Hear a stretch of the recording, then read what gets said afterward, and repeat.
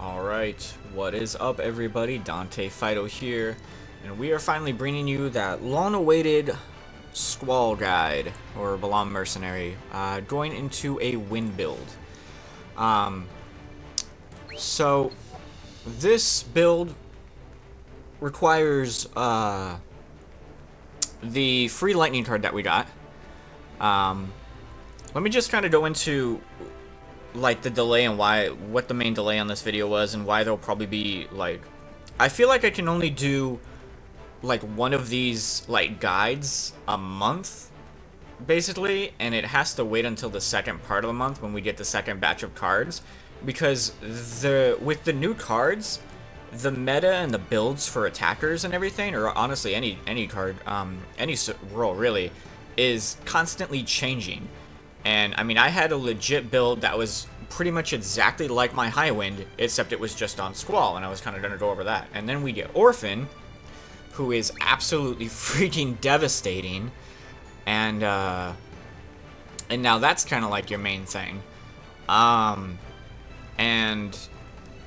if you guys look at my High Wind now, it's like that High Wind build that I just made last month after the anniversary. I'm not even using that build anymore. I'm using Orphan on it, and then I'm using Arden, and then I'm using a single target, I'm using Havit Sky Tank. I'm using the single target CRD and BDD card.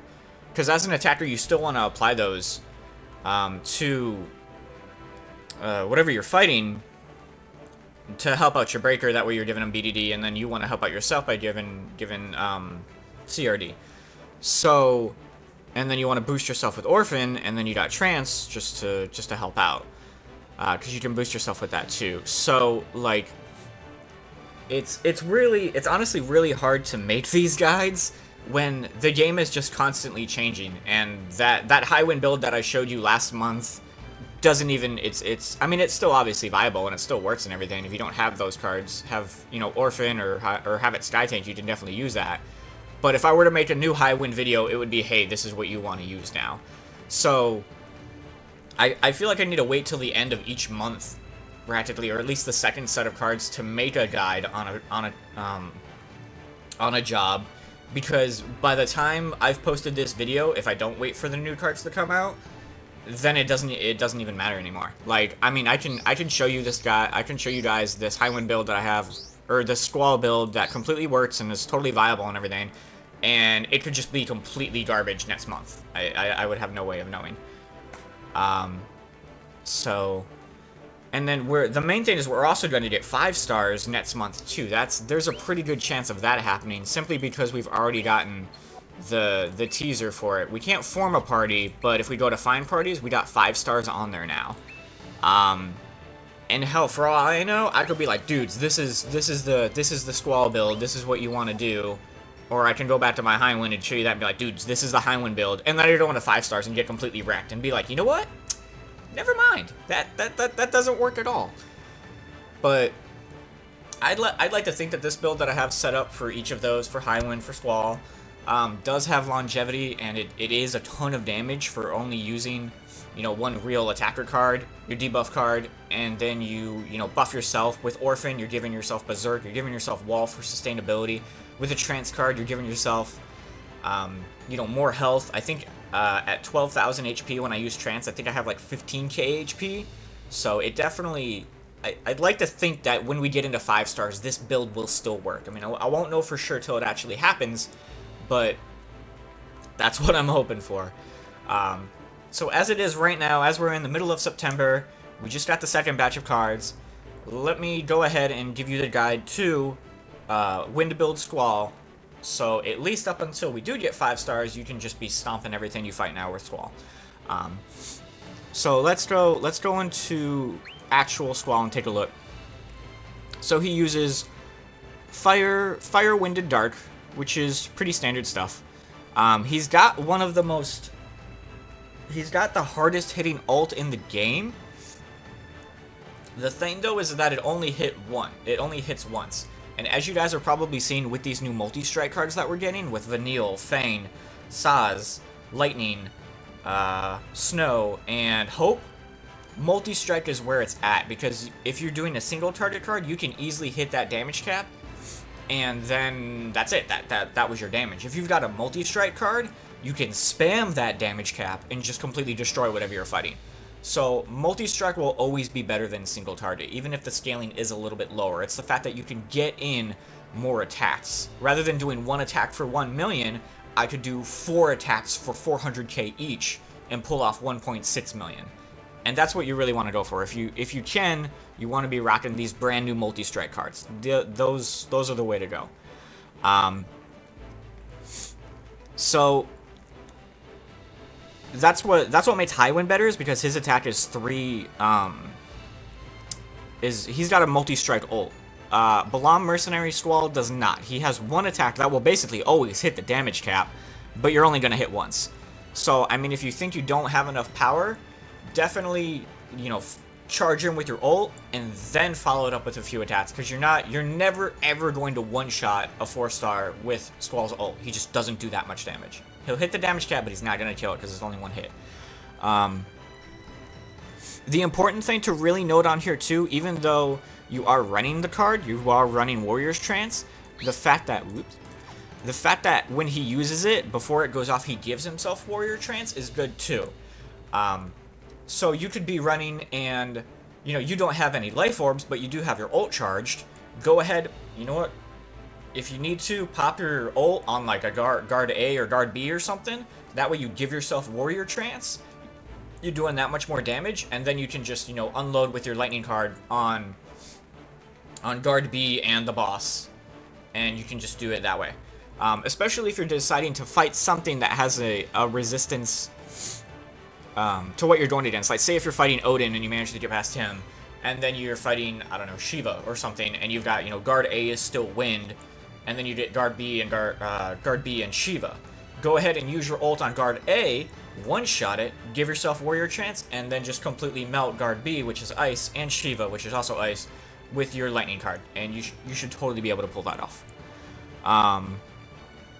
So that's another good thing, is that don't be afraid to use your ult to buff yourself if you don't have any life orbs for Warrior's Trance, because Warrior's Trance is really, really good. It's gonna give you a lot of survivability and a lot of damage. So going into the auto abilities that we have, so he's got Clutch, Barrier, Brave, Drain, and Berserk. When this dude is almost dead, he becomes a monster, man. He will just stomp whatever he's fighting.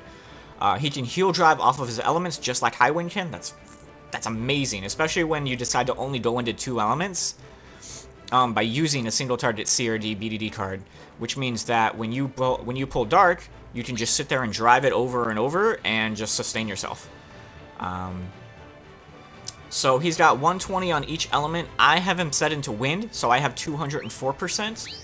I've got 4 of the 5%, and then stacked up on the 4%. So that's how I'm getting that much. That's how I get 204% Wind. So the weapon you want to use, I am continuing to use Braveheart Etz, simply because it gives you a Tune Chain with Painful Break and improved criticals. That's always going to make sure your ult hits for max damage, because your ult is a 100% crit chance, so improved criticals just does it that much higher. His weapon that he does get, though, is Gunblade, and that's actually really, really good, simply because of how much extra crit it gives you. If you decided to, like, as soon as you got Gunblade and you were like, oh, I want to use this instead, that's awesome. If Gunblade at the moment is better than your Braveheart Etz, if you have the Mythic jobs, go ahead and use Gunblade, because it gets ability chain, it gets improved criticals, not as much, and then its third thing that he gets right here is 50% improved weakness damage, which if you're fighting against something Earth, which we have 2 Earth things this week, we have Hashmal and Hekatonchar, man, you will just stomp that shit with Gunblade. So if you did decide to go all in on Gunblade instead of Mythic, the Braveheart Etz, that's totally legit. Gunblade is just as good.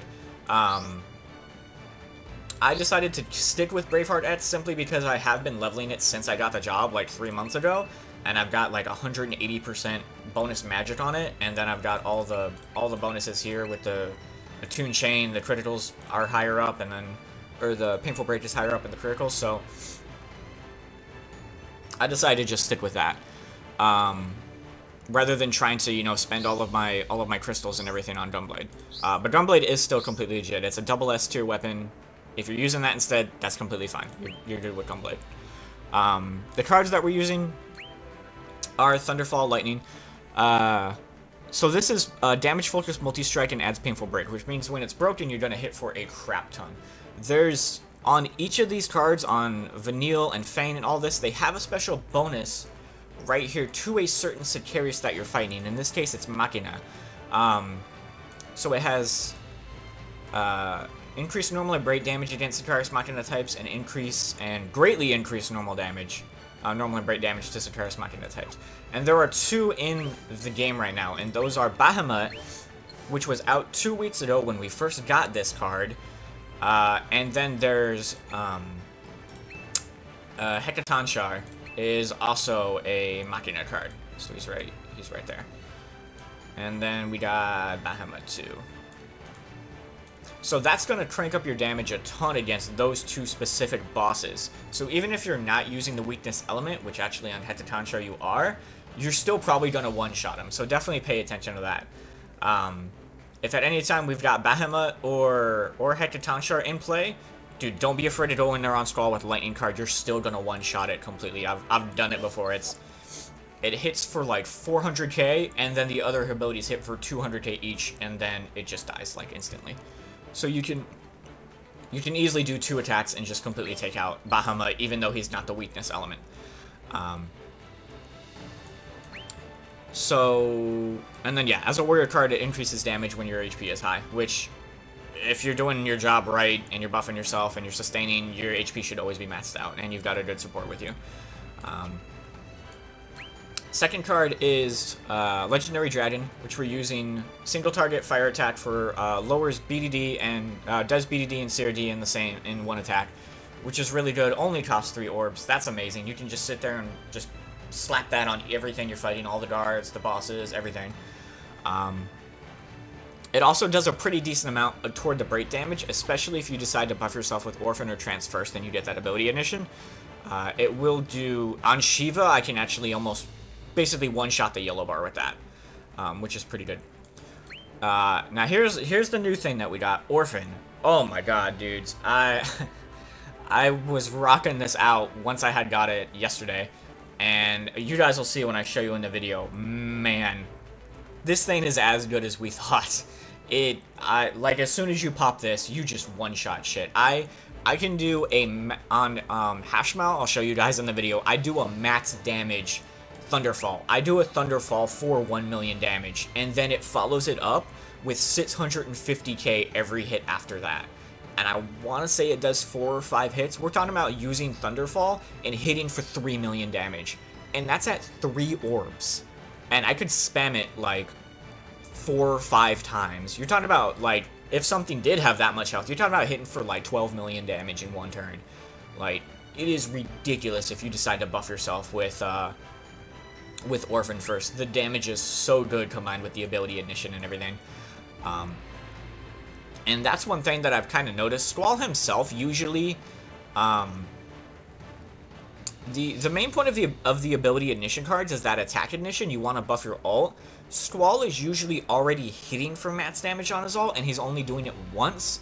So honestly, I prefer to work off of that ability ignition and use it to buff Thunderfall. Same thing with the Trance card that we have too, because it'll give you the same. It'll give you attack ignition and ability ignition. When you get that 25% ability ignition, I prefer to use that on the Thunderfall card instead of waiting for, you know, to be like, oh, my ult's up, let me use that and then pop it on my ult.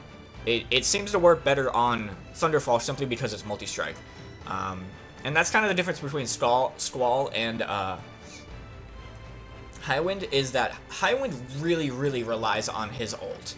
It just is absolutely devastating. It will destroy anything you're fighting. Squall's ult is more of just like, oh, I need to one-shot one of the guards and, you know, buff myself with warrior trains because I didn't get anything. So I honestly, even if I have it, I almost never use Squall's ult. It's just not worth using. it's a lot better to rely on that bonus damage from Trance and Orphan to boost your Thunderfall instead. So that's pretty much the build right here. Going back into the weapons, you know, you get Attune Chain, Painful Break, and Improved Criticals. That's going to be huge because you're sitting there spamming Thunderfall for 3 shots each. And then Orphan, the damage you get from Berserk is also just huge. Trance is buffing everything. It's just an awesome card to have. You just if you're attacker in any way, you want to be running a Trance card. It's just huge. But yeah, that's pretty much it. That's about how you want the gist to go. So I'll show you guys a video. I'll show you guys 2 fights. I'll show you just what this card can do on different fights. Right now I've got it set to the 2 fights that we have. I'll show you Anima and Hashmal and Shiva and Hitakanchar. Just to show you, you know, what it can do against different stuff. That it can still easily one-shot something that's not the weakness element. It's not even a Machina boss either. It's just a normal thing. And the crazy thing is, I seriously, I'm guessing Orphan is just this powerful, but I use in the video you'll watch, I use the Orphan, and then I one-shot Hashmal for full damage, and then I don't even do nearly that much damage before using Trance to give myself that 25% ability ignition to kill Hekakonshar, where I have that Machina bonus damage. So, like, I mean, there's a damn good chance that Orphan is way more powerful than we even thought. Like, using it just completely destroys whatever you're fighting. And here's the huge thing, is that, I forgot to go into this with Orphan, and the way you want to do this. This is kind of more of like an advanced guide, because having 2 support cards, I mean, you're almost never going to get enough orbs, but the fact that it does start with Life Element Ardor, Life Element on there is really good, and I've got Prismatic Draw 1% on there. That's another huge thing. So you got the Painful Break, Exploit Weakness, the Improved Criticals, the Attune Chain, and then he also has 15%, oh my god, he has 15% Prismatic Draw just on his own. And then I'm getting 1% from the thing, from the card that I managed to roll on there. So, him being able to draw those prismatic orbs definitely makes this a lot more viable. I don't know so much if it would work on Judge Magister or Highwind, just because they don't have that prismatic draw. And that's what makes it so easy, that I can just be like, oh, let me get prismatic orbs and freaking double buff myself every single turn.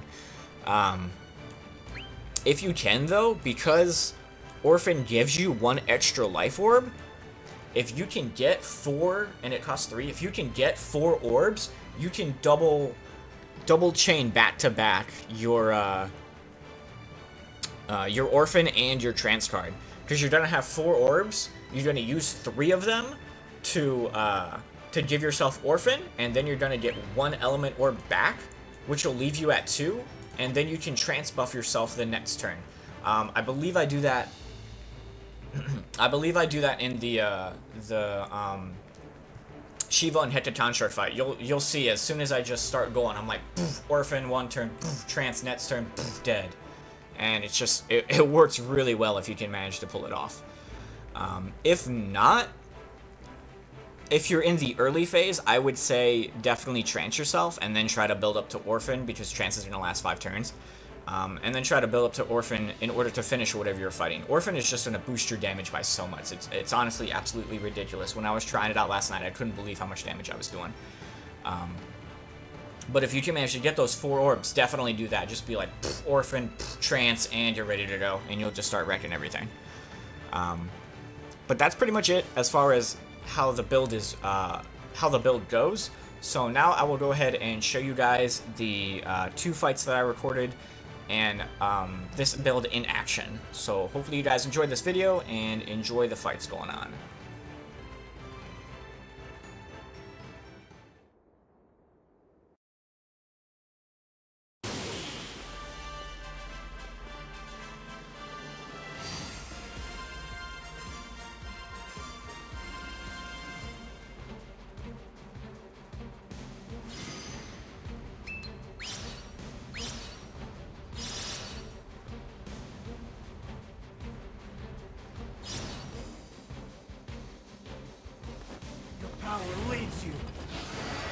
weak.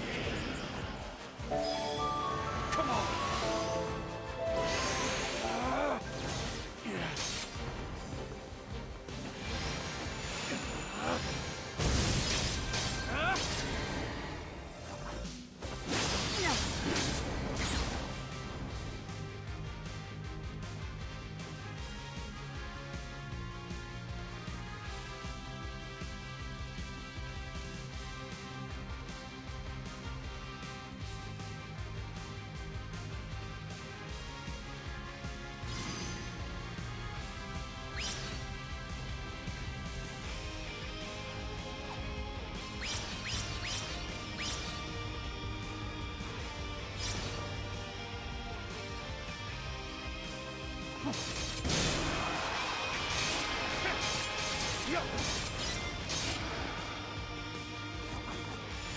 You're open.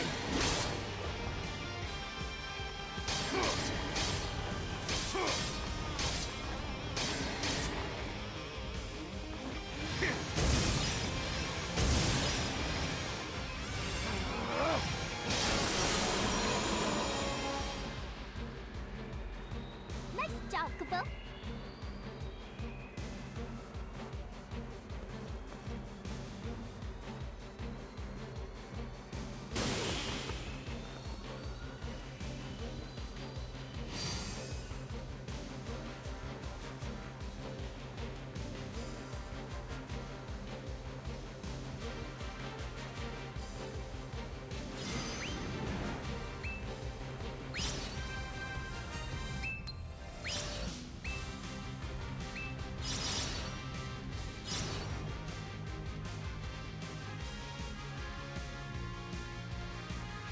My voice will shatter the silence.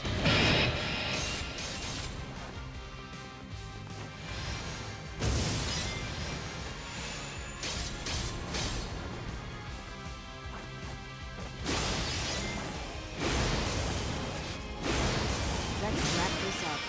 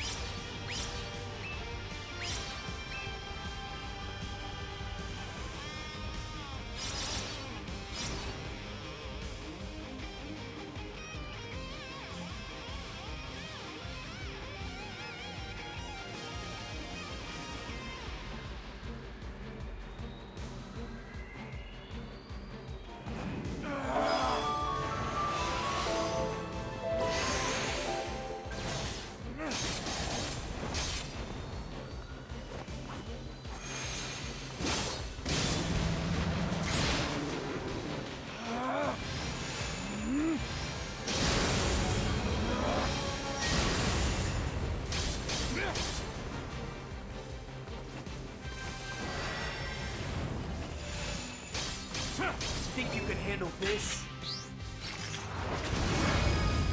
The hunt is on.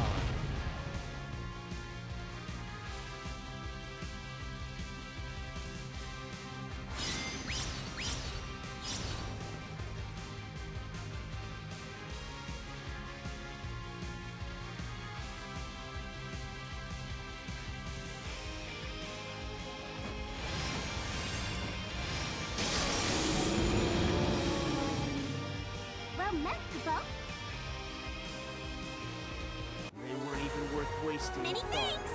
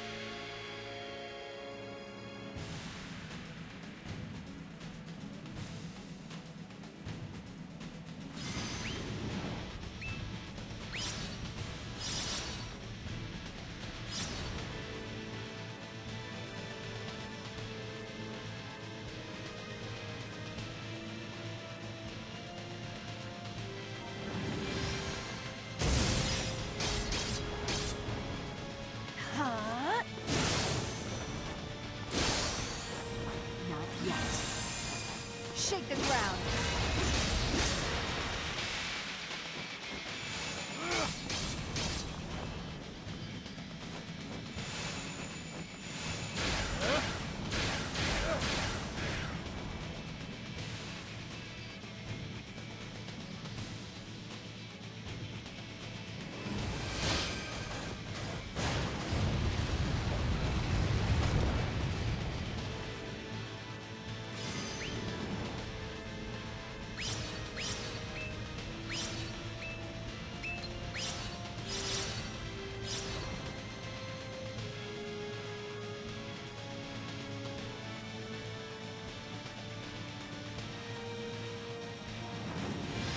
No hope. Eat this!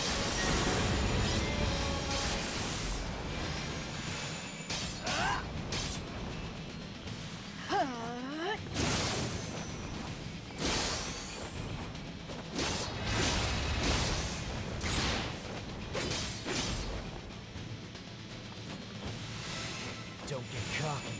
You are weak. Come on!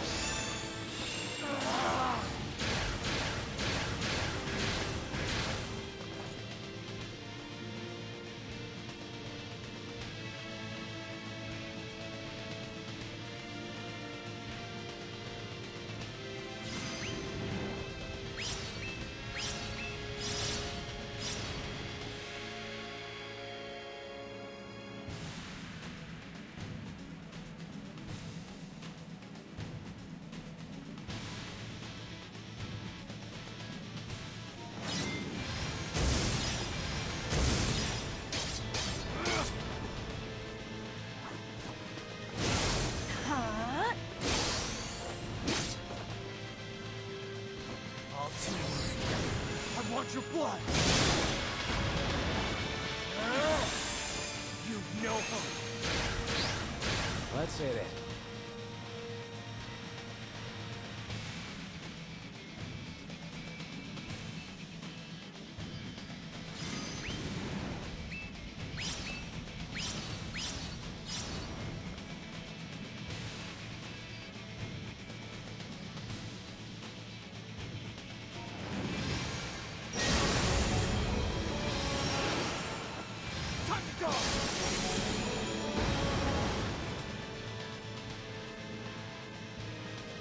Victory without defeat or draws.